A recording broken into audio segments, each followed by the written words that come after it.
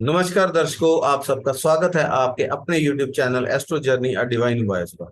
दर्शकों, फ्री भृगु नाड़ी की कोर्स की श्रृंखला को आगे बढ़ाते हुए आज हम डिस्कस करेंगे कि आपके इंट्रापर्सनल जो रिलेशंस हैं उस पे ग्रह कैसे असर करते हैं, किन कॉम्बिनेशंस के कारण आपके कौन से जो ह्यूमन रिलेशंस हैं वो प्रभावित होते हैं और किस तरीके से प्रभावित होते हैं।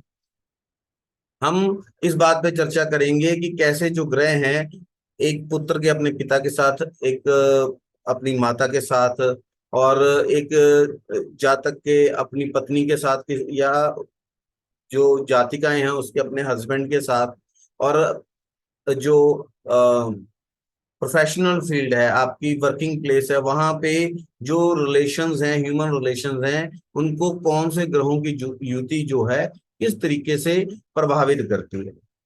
ठीक है। इससे पहले कि मैं अपनी डिस्कशन को स्टार्ट करूं, मेरा आप सबसे अनुरोध है कि इस चैनल को लाइक करें, शेयर करें और सब्सक्राइब करें। आपके द्वारा किया गया लाइक, सब्सक्राइब एंड शेयर जो है हमें बहुत ही ज्यादा मोटिवेशन देता है और हमें प्रेरित करता है कि इस श्रृंखला को हम कंटिन्यू करें और आपको बहुत ही इम्पोर्टेंट जो इंफॉर्मेशन है वो दें, सो दैट कि आप उससे प्रोफेशनली एस्ट्रोलॉजी प्रैक्टिस करने में या अपने किसी भी जो परिवार के मेंबर हैं उनकी जन्म पत्री देखने में प्रयोग कर सके। आइए हम डिस्कशन को स्टार्ट करते हैं।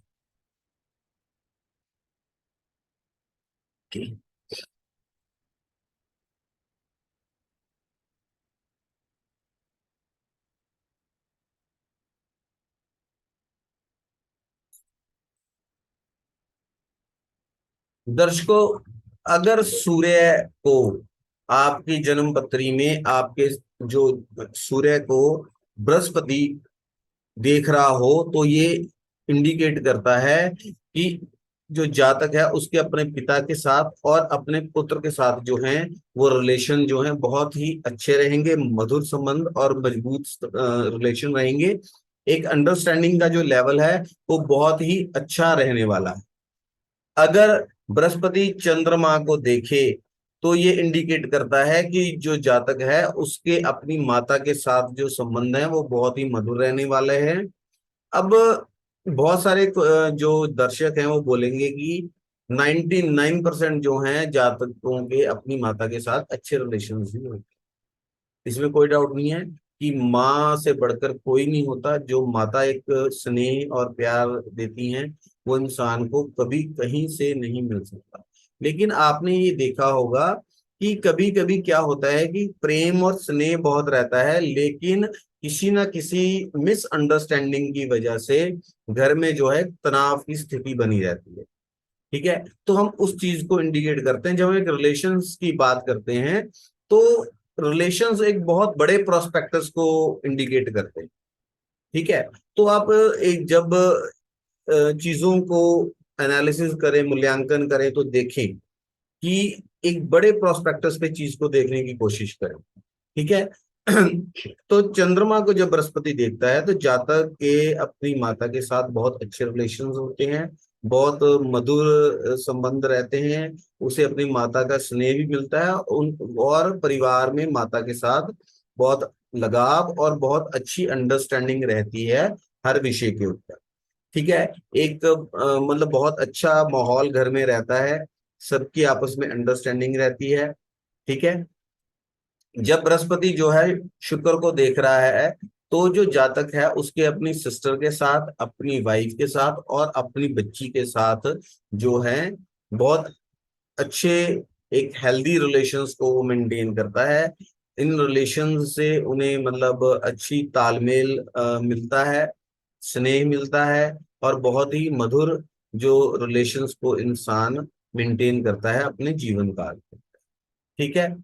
अगर बृहस्पति मंगल को देखता है तो इंसान के अपने भाइयों के साथ बहुत अच्छे रिलेशंस होते हैं और उसे अपने भाइयों का भरपूर सहयोग और सपोर्ट मिलता है अपने जीवन के अंदर। ठीक है। अगर बृहस्पति जो है बुध को देखता है तो बुध जो है अंकल्स को, फ्रेंड्स को रिप्रेजेंट करता है। तो ऐसे जातक के अपने मैटरनल अंकल या अपने पैटर्नल अंकल, मतलब मामा ताया चाचा, ऐसे जो रिलेशंस हैं वो बहुत अच्छे रहते हैं। अपने मित्रों के साथ बहुत अच्छे और मधुर संबंधों को जातक इंजॉय करता है, और उन्हें इन रिलेशन से बहुत अच्छा सहयोग और सपोर्ट अपने जीवन काल में देखने को मिलता है। ठीक है। अगर शनि जो है, शनि सूर्य को अगर देखें, ठीक है, तो जातक के अपने पिता और अपने पुत्र के साथ जो संबंध हैं वो ज्यादा मधुर नहीं रहते हैं, उनमें हमेशा अंडरस्टैंडिंग की कमी रहती है, और एक तनाव की स्थिति जो है बनी रहती है। पिता पुत्र की बात को सही से समझ नहीं पाता, और पुत्र जो है पिता को अपनी बात जो है समझा नहीं पाते हैं, तो वहां उनमें एक तालमेल की जो कमी है वो देखने को मिलती है। यही स्थिति जब जातक स्वयं पिता बन जाता है उसके अपने पुत्र के साथ देखने को मिलती है। ठीक है। जब शनि जो है माता को, सॉरी, चंद्रमा को देखते हैं, तो जो जातक के अपनी माता के साथ जो संबंध है वो तनावपूर्ण रहते हैं, वहां अंडरस्टैंडिंग की कमी देखने को मिलती है। जब शनि मंगल को देखें तो ऐसी स्थिति में जातक को अपने भाइयों से हैरेसमेंट का सामना करना पड़ता है। अपने भाइयों के साथ उसके जो संबंध हैं वो बहुत तनावपूर्ण रहते हैं। उनसे भाई अपने भाइयों के साथ जो रिलेशन होते हैं वहां से उसे मायूसी और दुख का सामना करना पड़ता है, क्योंकि उसे अपने भाइयों का सहयोग और सपोर्ट पर्याप्त रूप से नहीं प्राप्त होता है।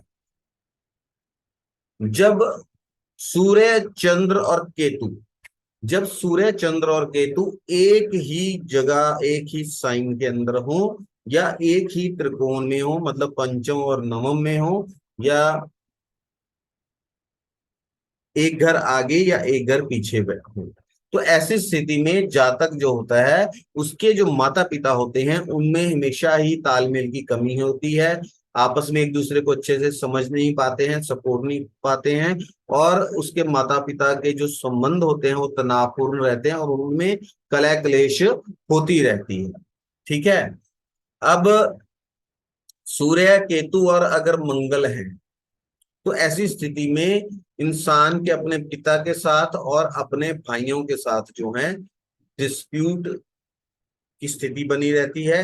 उनके साथ किसी न किसी बात को लेकर तनाव रहता है, झगड़ा क्रय क्लेश जो है वो बना रहता है।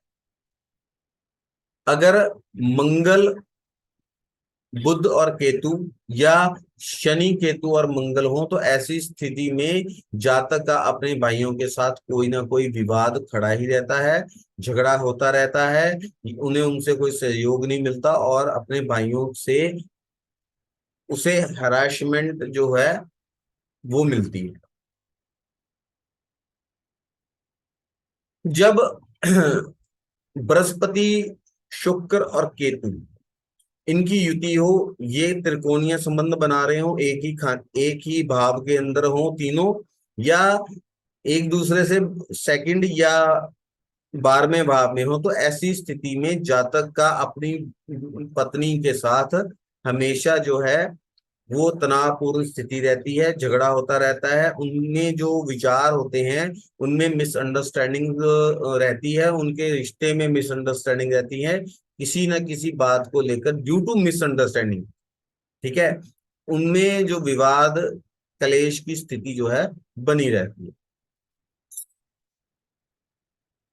अगर मंगल, अगर किसी जाति का आगे स्पेशली जन्म कुंडली के अंदर मंगल केतु और शुक्र की युति हो, त्रिकोण में बैठे हो, या 12 या 2 की स्थिति हो, यहाँ अगर केतु 3 7 11 में है तो इस स्थिति को हम नहीं लेते हैं, क्योंकि केतु और राहु का एस्पेक्ट है वो भृगु नंदी नाड़ी में माना नहीं जाता है।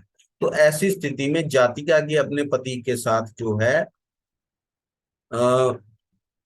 मनमुटाव, तनाव और गलत फहमियों की स्थिति, क्लह क्लेश की स्थिति बनी रहती है।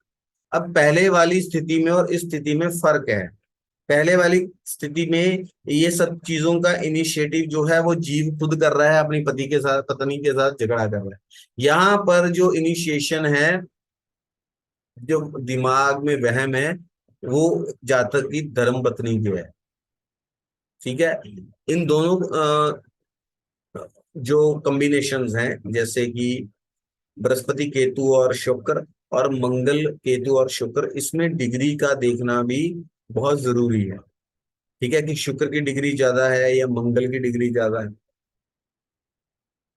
इस चीज को देखना जो है बहुत जरूरी है। ठीक है, अगर बृहस्पति, चंद्र और केतु जो होता है वो एक साथ हो, एक ही घर में हो, त्रिकोण के संबंध में हो, या 12 या द्वितीय घर में ऐसा जो संबंध बन रहा हो एक घर आगे पीछे, तो ऐसी स्थिति में जातक के अपनी मदर के साथ, अपनी सास के साथ जो है रिलेशंस अच्छे नहीं होते हैं, मधुरता नहीं होती है, रिलेशंस में मिसअंडरस्टैंडिंग जो है ज्यादा होती है, जिसकी वजह से तनाव और कलह क्लेश जो है होता रहता है। ठीक है, ऐसी स्थिति में जातक की जो माता हैं वो उनसे कटी कटी रहती हैं, क्योंकि वैचारिक मतभेद हो, लेटर ऑन लाइफ में वैचारिक मतभेद हो जाते हैं। ठीक है, अगर बृहस्पति और राहु का कॉम्बिनेशन हो तो ऐसी स्थिति के अंदर, जब मैं कॉम्बिनेशन की बात कर रहा हूं तो कृपया इस बात पे गौर करें कि त्रिकोण का संबंध है, पंचम नंबर का संबंध है, सेम घर में बैठे हुए हैं, या अपने से एक दूसरे से एक घर आगे या एक घर पीछे बैठे। ठीक है, अगर राहु और केतु को छोड़ के बात कर रहा हूं तो इस चीज को समझिए कि 3 7 11 को भी आप इंक्लूड करो। ठीक है, तो ऐसी स्थिति में जातक जो है अपनी जो फैमिली से सेपरेट होकर कहीं दूर रहता है। लाइफ में ऐसा फेज आता है कि जब उसे अपनी परिवार से अलग होकर दूर रहना पड़े। अगर शुक्र, राहु और मंगल त्रिकोणीय संबंध बना रहे हो, सेम भाव के अंदर बैठे हो, एक ही साइन के अंदर बैठे हो, या एक दूसरे से 12 या द्वितीय हाउस में बैठे हो, ठीक है, मतलब एक एक घर आगे या पीछे बैठे हो, ऐसा कोई संबंध बन रहा हो, तो हस्बैंड वाइफ में ये सेपरेशन का इंडिकेशन है। कई बार अगर और मैलेफिक एस्पेक्ट्स अगर इस कॉम्बिनेशन के अंदर आ रहे हैं तो ये भी देखने को मिलता है कि जो जातक और जातिका हैं उनमें डाइवोर्स की स्थिति भी आ जाती है। ह्यूमन रिलेशंस के अलावा आज हम कुछ इंपॉर्टेंट योगों को भी डिस्कस करें। मेरी आपसे एक अनुरोध है कि बहुत सारे जो दर्शक हैं वो क्वेश्चंस पूछते हैं, वो एक एडवांस आगे के लेवल की चीजें हैं। हमें ये याद रखना चाहिए कि हम इसे एक बेसिक लेवल से, बिल्कुल बेसिक लेवल से सब्जेक्ट को उठा रहे हैं, और धीरे धीरे हम एडवांस जो हैं चीजों की तरफ बढ़ेंगे। तो हम एकदम टफ चीज को नहीं लेके आ रहे हैं सो दैट कि लोगों का कनेक्शन ना बने, जो हमारे दर्शक हैं, क्योंकि हम इसे प्रॉपर एक कोर्स की तरह लेके आ रहा हूँ। तो हम धीरे धीरे बिल्कुल बेसिक से एडवांस की तरफ जाएं, तो थोड़ा सा संयम रखें, मेरा आप सबसे अनुरोध है। ठीक है, अगर शुक्र जो है वो शनि को देखता है, या शनि की डिग्री ज्यादा है, शुक्र की डिग्री कम है, ठीक है, तो ऐसी स्थिति के अंदर जो जातक है वो जीवन में हर तरह की लग्जरी पाता है, उसका अपना घर होता है, अपना व्हीकल होता है, अच्छे फाइनेंशियल जो स्थिति है वो बहुत अच्छी होती है, और उसे वाइफ के थ्रू बेनिफिट भी होते हैं। उनकी उनकी मतलब या तो उसे वाइफ से धन संपत्ति मिलती है, या उनकी वाइफ जो है वो वर्किंग लेडी होती है, प्रोफेशनल लेडी होती है, जो कि उनके फाइनेंसेस में उनका एक अच्छा खासा कंट्रीब्यूशन होता है। ठीक है,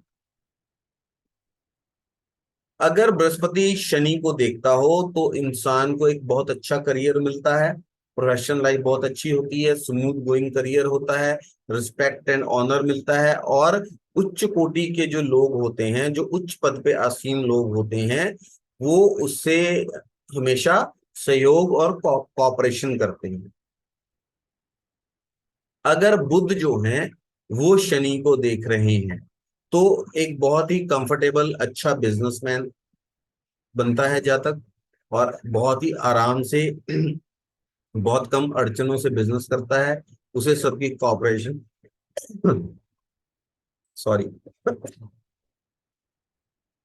सबकी कॉपरेशन मिलती है। जातक अपने बिजनेस से, व्यापार से बहुत अच्छा धन कमा लेता है, अच्छा धन संचय कर लेता है। जातक जो है अपने बिजनेस से कमाए हुए पैसे से अच्छी जमीन और प्रॉपर्टी, जमीन जायदाद जो है बहुत अच्छी बना लेता है। ठीक है। अगर मंगल जो है वो शनि को देख रही है, ठीक है, ऐसी स्थिति के अंदर, ऐसी स्थिति के अंदर जो जातक है उसको बहुत सारी मुश्किलों का सामना करना पड़ता है अपनी प्रोफेशनल लाइफ में। और जो जातक है उसे अपने प्रोफेशनल फील्ड के अंदर जो है वह अपने सीनियर्स और अपने कलीग से एक हरासमेंट का सामना करना पड़ता है। उसे हमेशा एक मुश्किल काम दिए जाते हैं, उसे प्रोफेशन में डिफिकल्टीज रहती हैं, और बहुत ज्यादा हार्ड वर्क करने के बाद भी उसे उम्मीद के मुताबिक जो है वो सैलरी जो है वो जातक नहीं ले पाता है। एक और जो उसका जातक का बॉस है उसके साथ उसके मधुर संबंध नहीं होते हैं। जो उसका बॉस है वही उसमें हमेशा कोई ना कोई जो फॉल्ट है वो निकालता रहता है जब मंगल शनि को देखता है। अब हम बात करते हैं जब सूर्य शनि को देखता है तो भी जातक को लगभग इसी तरह के नेगेटिव रिजल्ट्स जो हैं लाइफ में मिलते हैं। ठीक है। तो जातक जो है उसे हार्डशिप का सामना करना पड़ता है। जो गवर्नमेंट इश्यूज हैं उसमें प्रॉब्लम्स होती हैं जब सूर्य शनि को देख रहा हो जातक। मतलब यह सूर्य शनि का कॉम्बिनेशन हो, ट्राइन का कॉम्बिनेशन हो, 12 या द्वितीय में बैठे हो एक दूसरे से। यही बात बाकी ग्रहों पर भी अप्लाई होती है। ठीक है। जब चंद्रमा जो है शनि को देख रहे हैं, शनि के साथ हैं या शनि से त्रिकोणीय संबंध बना रहे हैं, तो जातक को बिना मतलब के अननेसेसरी ट्रैवल्स करने पड़ते हैं। ट्रैवल्स के दौरान काफी हरासमेंट और डिफिकल्ट कंडीशंस का सामना करना पड़ता है। जातक अपना जो स्थान है उसका काफी ज्यादा जो है स्थान परिवर्तन होता रहता है, और जातक का अननेसेसरी का एक्सपेंडिचर होता रहता है। करियर में उसे ब्लेम्स का सामना करना पड़ता है, और जातक को अपने करियर में बहुत ज्यादा मूवमेंट, बहुत ज्यादा अनरेस्ट और ब्लेम्स की वजह से मेंटल अनरेस्ट की जो स्थिति है उसका भी जो है सामना करना पड़ता है। ठीक है। अगर शनि को केतु देखते हैं, अगर शनि को केतु देखते हैं, वो जॉब में ब्रेक, जॉब में दिल न लगना, अपनी प्रोफेशनल लाइफ से अनसेटिस्फाइड रहना, और जॉब में किसी न किसी तरह के डिस्प्यूट्स और करियर में डिस्प्यूट्स को इंडिकेट करता है। और शनि केतु जो कॉम्बिनेशन है वो काफी जॉब्स इंसान चेंज करता है, कम से कम 3-4 तरह के जॉब्स को वो चेंज कर लेता है। और ऐसे बहुत मुमकिन होता है कि ऐसे इंसान का जो प्रोफेशन होता है वो उसकी जो एजुकेशन होती है उससे संबंधित नहीं होता। वो पढ़ता कुछ और है, एजुकेशन कुछ और होती है, और उसका जो व्यापार है या जॉब है, जो कर्म है, वो कुछ और होता है। ये जो कॉम्बिनेशन है ये जातक को अपनी प्रोफेशनल लाइफ से, कर्म से विमुक्त भी करता है, और ऐसा जातक एक वैरागी या सन्यासी भी हो सकता है।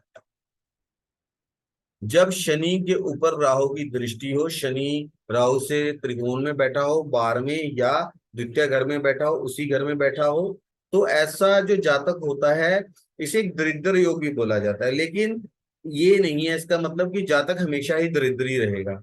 ऐसा जातक है वो अपने करियर की शुरुआत जो होती है वो सबॉर्डिनेशन से करता है, या आप यूं कीजिए, ऐसा कहिए कि ऐसा जातक जो है अपना करियर है वो जॉब से स्टार्ट करता है, एक मामूली जॉब से स्टार्ट करता है, लेकिन अपने जीवन में अपने प्रयासों से, अपनी मेहनत से और अपनी बुद्धि के बल पर वो धीरे धीरे तरक्की करता हुआ चला जाता है। और लेटर जो स्टेज है उसके जीवन की, वहां पर जो जातक है ऐसा, वो अपने एक्सपीरियंस की वजह से और अपनी बुद्धिमत्ता की वजह से, मेहनत की वजह से एक बहुत ही अच्छे मुकाम पर पहुंच जाता है।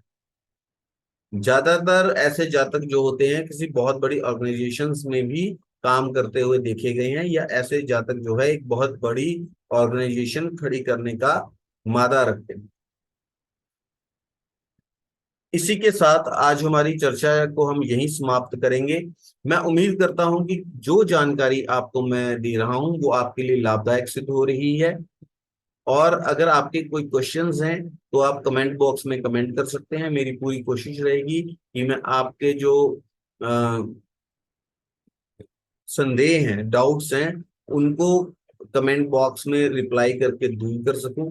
और आपका जो ये सफर है हमारे साथ ऐसे ही चलता रहे, ये मेरी कामना है। नमस्कार।